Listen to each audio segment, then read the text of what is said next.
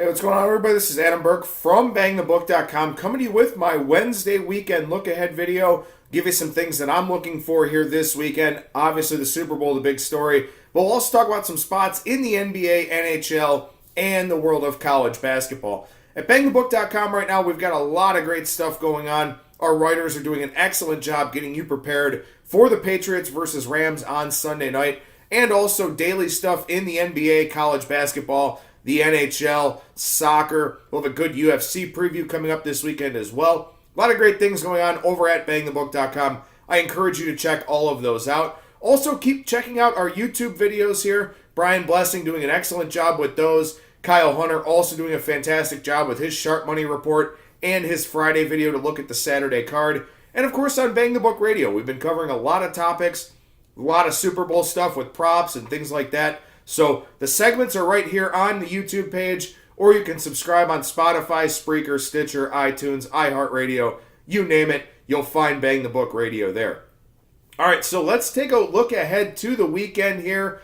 Obviously the big thing, Super Bowl 53. Had a very interesting discussion on today's edition of Bang the Book Radio with Brian Leonard about this line. And, you know, with some of the videos that he's done here this week for the sites that he's on, had the chance to talk to some sportsbook directors. I will talk about this with Brent from DSI Sportsbook for our Friday edition of Bang the Book Radio.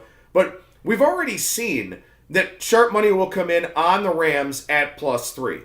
We saw it at the South Point. We've seen it at some of the other books that have gone there. The brick and mortars in Las Vegas. A lot of the offshore books haven't gotten to 3 yet. And we were sort of taking for granted that this line would get to 3 because of all the exposure on the Patriots side. But the longer we go here, with more people getting involved in the Super Bowl, we're not seeing a whole lot of books looking to go to 3 right now. So the question is, will we even see it? Will Rams bettors have to settle for +2.5? Will Rams backers have to take the money line because they're not going to get that +3? You know, one of the things that we talked about on that segment here today, and one of the things I'll mention here on this video, is that right now, the risk managers are okay needing the Rams because the Rams do appear to be the sharp side. And more often than not, the sharp side is the correct side. Now, we're probably talking about, 56-44 or 55-45 splits of the sharp side being the right side.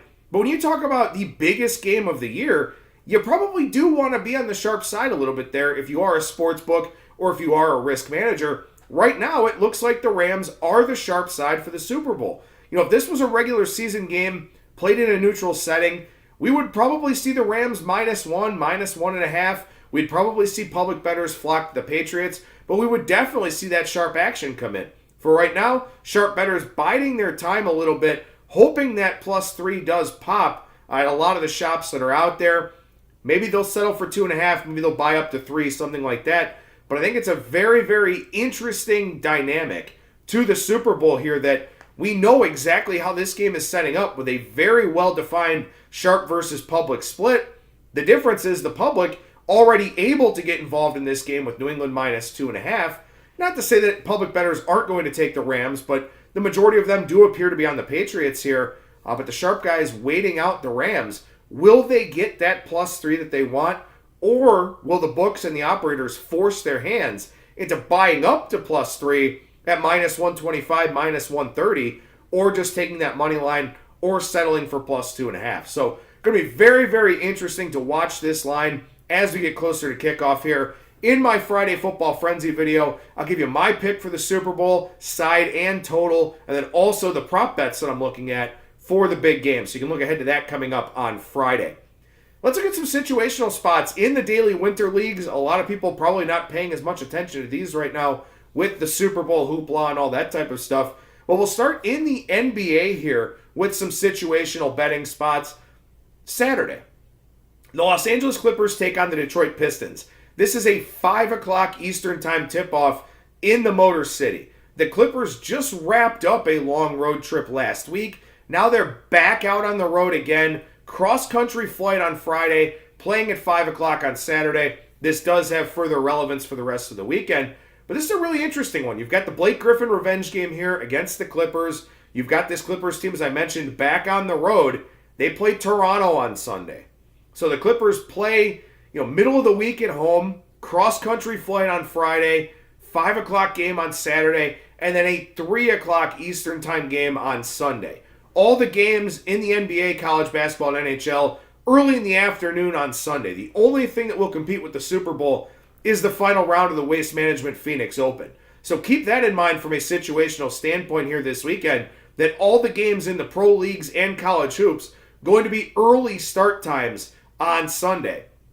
Of course, if you have a team playing in a back-to-back, and I'll touch on one of those in the NHL here in a little bit, they have to play back-to-back day games because the leagues don't allow teams to play a night game and then a day game in a back-to-back. So that's something that's very interesting here for this weekend. Does impact the Los Angeles Clippers quite a bit. My guess would be here that you see the Clippers put forth a pretty good effort on Saturday, sort of looking at Sunday as a schedule loss.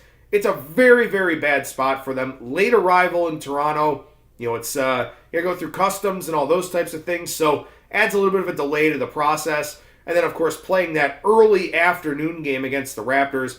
I think the Clippers may kind of see that as the more difficult spot. So maybe they put forth a stronger effort there on Saturday, especially going up against their old friend in Blake Griffin. How about the Mavericks? The Dallas Mavericks. 3 road games in 4 days. They're going to be a favorite on Saturday in Cleveland against the Cavaliers. They're about a touchdown favorite against the Knicks here tonight. They're a slight dog on the overnight lines to Detroit tomorrow night. But then they've got this 3rd game in 4 days in Cleveland here coming up on Saturday. Obviously not significant travel from Detroit to Cleveland, and they do have Friday off. But a very interesting situational spot here for the Mavericks, who will be a road favorite for just the 5th time this season when they take on the Cavaliers. Cavs looked pretty good for 3 quarters against the Wizards the other night. That thing got a little bit too close for comfort for Cleveland, but they're playing a little bit better here of late. Will the Mavericks be tasked with covering too big of a number in that game? We'll have to wait for Friday's overnight lines to take a look at that. One other game in the NBA I want to touch on here. The Sixers take on the Kings on Saturday. This is a very bad spot for Philadelphia. They'll be coming off of Thursday night's game against the Golden State Warriors. So there's a little bit of a built-in letdown factor. Anyway, they're going to fly cross-country on Sunday to come back and play Toronto on Tuesday. So a much bigger Eastern Conference showdown there in that one for the Sixers. Do they maybe rest some guys on Saturday? That could be a possibility. I would look to maybe hop on the Kings with the overnight line there, expecting that one to move in Sacramento's favor, with a pretty rough spot for Philadelphia out there in California on Saturday. Over in the NHL, very interesting week. You've got a lot of teams, 21 of them in fact, that don't play until Friday, coming out of the All-Star break. The bye week here for the NHL last week and this week. 5 days off for the teams. Some of these teams haven't played in 10 or 11 days. So on Saturday, we've got Edmonton on the road at Philadelphia. Philadelphia's been playing all week long by the time that this game goes off. Edmonton coming off of that extended layoff. This is a 1 p.m. Eastern start time for this puck drop in Philadelphia. So Edmonton comes off of a long layoff. They go out on the road, travel 2 time zones, and play a 1 o'clock puck drop against a team that has been playing, has had the chance to shake some rust off. Going to like Philadelphia for the game. Really going to like Philadelphia for the first period of that one. So that will be a betting angle that you want to look at. And furthermore, for Edmonton here, I mentioned a team playing back-to-back afternoon games. Edmonton is that team. They'll play in Montreal on Sunday afternoon. 2 o'clock puck drop there in that one. So the Oilers in a very bad set of situational spots here for this weekend. We transition over to the college basketball side of things for just a couple of minutes here to talk about some spots on the college hardwood. Oregon State, they're playing the Pac-12 altitude doubleheader. On Thursday, they're in Boulder to take on Colorado. On Saturday, they'll play 3 o'clock Mountain Time in Salt Lake City against Utah. So a quick turnaround with that altitude doubleheader for Oregon State. We'll see how they fare on Thursday night against Colorado, but I'd probably look to go against the Beavers on Saturday against Utah. North Carolina with a big revenge game here this weekend on the road at the Yum Center against Louisville. These two teams played at Chapel Hill on January 12th. Louisville won that game by 21 points in the Dean Dome. Believe it was the worst loss for North Carolina in conference play at home, or maybe ever, for the Tar Heels there. So Either way, definitely a game that sticks in their craw a little bit. They will not be happy going into Louisville here on Saturday. Louisville much better than anybody expected with Chris Mack at the helm. We'll see if the Cardinals can stave off that revenge game factor for North Carolina. Should be a good one there in Louisville on Saturday. Finally, one more spot for you in college basketball. Louisiana Monroe. Very good offensive team, very bad defensive team.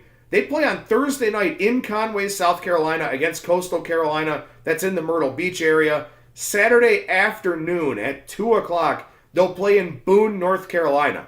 As Kyle Hunter has mentioned before on Bang the Book Radio, Boone, North Carolina, the highest elevation east of the Mississippi River. So that's a very, very difficult spot, at least in terms of college athletics. It's a very difficult spot there for UL Monroe, playing at altitude in Boone, North Carolina against Appalachian State. Again, they're a good offensive team, bad defensive team. So maybe that's a game where you look for the over, or maybe you look to take Appalachian State with a pretty difficult situational spot for the Louisiana Monroe Warhawks. So a lot to consider here for this weekend. We'll talk Super Bowl in Friday's video. We'll talk three of my favorite plays in the Thursday 3-pack tomorrow. So a lot to look forward to here the rest of the week at BangTheBook.com, on our Bang the Book YouTube page, and also on Bang the Book Radio. I'm Adam Burke for BangTheBook.com.